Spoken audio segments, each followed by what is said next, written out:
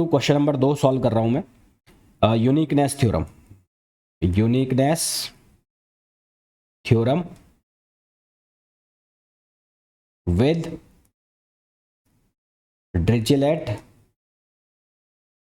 And Newman boundary conditions, Newman boundary condition, इनके साथ इसको मैं सॉल्व कर रहा हूं। तो यूनिकनेस थ्योरम जो है वो क्या कहती है कि लाप्लास इक्वेशन और पॉइजन इक्वेशन का जो सॉल्यूशन है वो यूनिक होता है। तो according to uniqueness theorem, according to uniqueness theorem, uniqueness theorem solution of Laplace and Poisson equation, solution of Laplace and Poisson equation should be unique, Poisson equation should be unique। इनके जो solution है वो क्या होने चाहिए, unique solution इनके होने चाहिए। According to Dirichlet boundary condition, potential is same everywhere on the surface. Dirichlet boundary condition के according, according to Dirichlet boundary condition, according to Dirichlet boundary condition, Dirichlet boundary condition, potential should be same, potential should be same everywhere, potential should be same everywhere on the surface, on the surface। तो यदि मैं potential को लिखता हूं phi से, तो phi one equals to क्या हो जाएगा, फाई टू, क्योंकि पोटेंशियल हर जगह क्या आ रहा है, सेम आ रहा है। तो इसको हम लिख देंगे इक्वेशन नंबर फर्स्ट, इसको क्या लिख देंगे, इक्वेशन नंबर फर्स्ट। फिर न्यूमान बाउंड्री जो कंडीशन है उसके according first derivative of potential in the direction normal to the surface बराबर होना चाहिए, सेम हर सरफेस पर हर जगह। तो डिरिचलेट के अकॉर्डिंग ये आ गया, और न्यूमान के अकॉर्डिंग, तो according to Neumann boundary condition, according to Neumann boundary condition, boundary condition, Newman boundary condition, the first derivative of potential, the first derivative of potential, first derivative of potential, potential with respect to first derivative of potential in normal direction, in normal direction to the surface, in to the normal direction, into the normal direction to surface, normal direction to surface should be same everywhere, should be same everywhere। तो ये भी हर जगह क्या होना चाहिए, same होना चाहिए, यानी कि del phi upon del eta one अगर ये वन है तो, और डेल फाई टू और डेल ईटा टू। तो ये हो गई हमारे दूसरी कंडीशन। तो ये हमने अलग अलग जो थ्योरम्स है उनको लिख लिया, इसको ईटा ही रहने दो, नॉर्मल डायरेक्शन है तो ईटा, और यहाँ पर भी ईटा या एन भी लिख सकते हो आप। तो ये हमारे पास अलग अलग कंडीशंस हो गई। अब पॉइजन इक्वेशन जो है वो क्या होती है, del square phi one equals to minus rho upon epsilon naught, और फाई टू के लिए minus rho upon epsilon naught लिख देंगे। तो Poisson equation, according to Poisson equation, according to Poisson equation, according to Poisson equation, तो Poisson equation के according हमारे पास यदि दो पोटेंशियल है तो दो पोटेंशियल को हम लिखेंगे del square phi one equals to minus rho over epsilon naught, rho over epsilon naught, इसको हम इक्वेशन नंबर लिख देंगे 3, और del square phi two equals to minus rho over epsilon naught, इसको हम लिख देंगे इक्वेशन नंबर 4। इसको क्या लिख देंगे, इक्वेशन नंबर 4। 3 में से 4 को माइनस कर देंगे, तो equation 3 minus equation 4, equation 3 minus equation 4, तो ये बन जाएगा del square phi one minus del square phi two, और ये हो जाएगा minus rho upon epsilon naught minus minus plus rho upon epsilon naught, तो ये हो जाएगा किसके बराबर, 0 के बराबर। तो यहाँ आ गया 0, तो इसको मैं ऐसा लिख सकता हूँ डेल स्क्वायर, ये हो गया phi one minus phi two, ये किसके बराबर हो गया, 0 के बराबर आ गया। और let phi one minus phi two, phi one minus phi two को हमने किसी क्वांटिटी u के बराबर कर दिया, तो यहाँ से डेल स्क्वायर u किसके बराबर आ गया, 0 के बराबर आ गया। डेल स्क्वायर u किसके बराबर आ गया, 0 के बराबर, और 0 के बराबर आ गया तो यहाँ से मैं ये लिख सकता हूँ कि डेल u जो है वो किसके बराबर होगा, कांस्टेंट। डेल u किसके बराबर होगा, कांस्टेंट के बराबर होगा।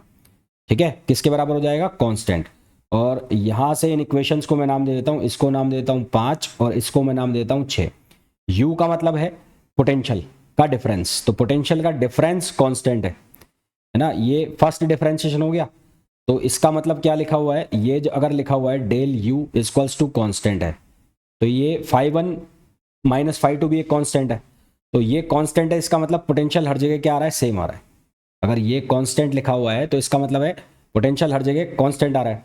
और ये डेल u अगर लिखा हुआ है तो इसका मतलब क्या हो गया, इसका मतलब ऐसा लिखा हुआ है कि del upon del phi, del upon del n, यहां ये लिखा हुआ है, तो इसका मतलब क्या लिखा हुआ है, इसका मतलब लिखा हुआ है डेल अपॉन डेल ईटा, ये phi one minus phi two, क्योंकि u यही है तो ये क्या हो गया, कांस्टेंट हो गया।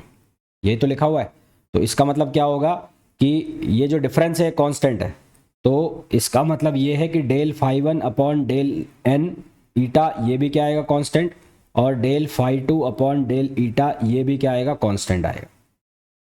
ये भी क्या आएगा, कांस्टेंट आएगा, और ये भी कांस्टेंट आएगा, तो इन दोनों को हम आपस में इक्वेट कर सकते हैं। तो ये जो ये है पोटेंशियल, ये भी एक पोटेंशियल है, तो इन दोनों को हम आपस में इक्वेट कर सकते हैं। इसको आप u लिखो एक बार के लिए, u,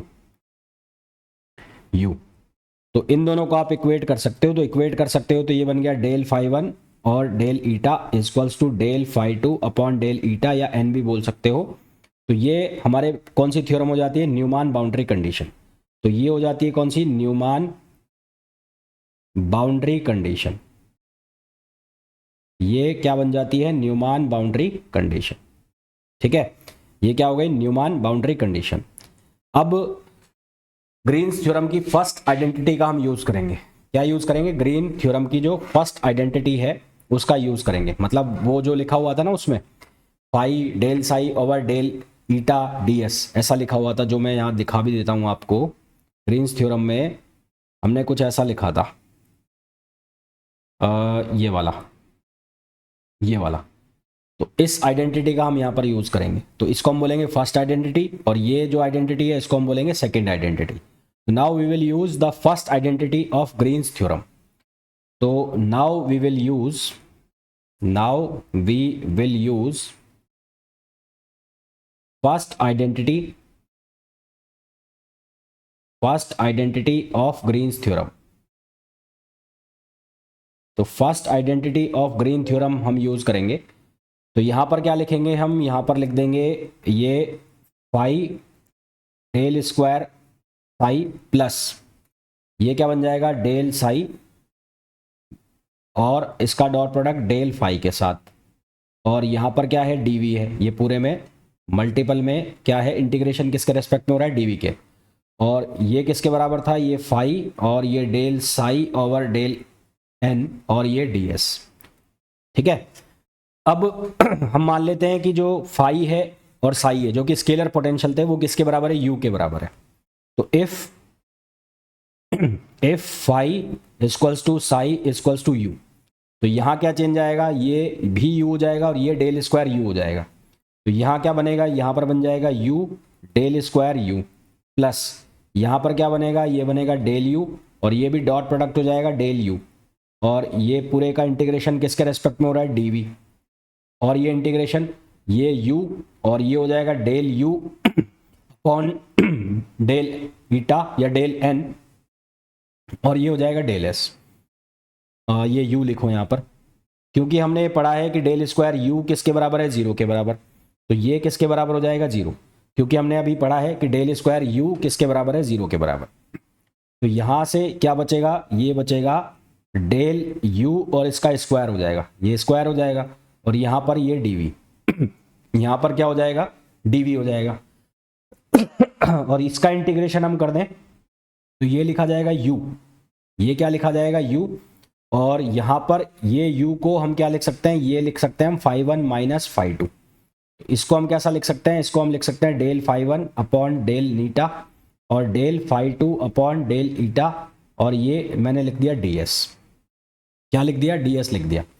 अब डेल u जो है, क्योंकि हमने न्यूमान बाउंड्री कंडीशन में पढ़ा, तो न्यूमान बाउंड्री कंडीशन में हमने पढ़ा है न्यूमान बाउंड्री कंडीशन। तो न्यूमान बाउंड्री कंडीशन में हमने क्या पढ़ा? हमने ये पढ़ा कि del phi 1 upon del n equals to del phi 2 upon del n। इसका मतलब क्या हुआ? इसका मतलब ये वाली जो क्वांटिटी है ये जीरो हो गई। तो ये क्वांटिटी जीरो हो गई तो हमारे पास क्या आएगा? हमारे पास बन जाएगा यहाँ से ये grad of u square d v equals to, ये किसके बराबर आ गया? जीरो। तो ये जीरो के बराबर आ गया, डी वी तो जीरो हो नहीं सकता, तो यहाँ से जीरो कौन हो जाएगा? डेल यू जीरो हो जाएगा। डेल यू जीरो होने का मतलब है यू की वैल्यू क्या हो जाएगी? कांस्टेंट। और यू की वैल्यू कांस्टेंट होने का मतलब है कि फाई 1 किसके बराबर आ जाएगा? फाई 2। और फाई 1 फाई 2 के बराबर आ गया, तो ये क्या बन गई? ये बन जाएगी हमारे पास ड्रिचलेट बाउंड्री कंडीशन, और ये यूनिक जो ड्रिचलेट बाउंड्री कंडीशन है वो बन गई। तो ये हो जाएगी ड्रिचलेट बाउंड्री कंडीशन। तो ये कंडीशन बन जाएगी ड्रिचलेट बाउंड्री कंडीशन। तो इस तरह से आपको ये क्वेश्चन सॉल्व करना है, और मेरे हिसाब से आपको बहुत अच्छे से ये समझ भी आ गए होंगे। मिलते हैं नेक्स्ट वीडियो में। Till then thank you, bye bye.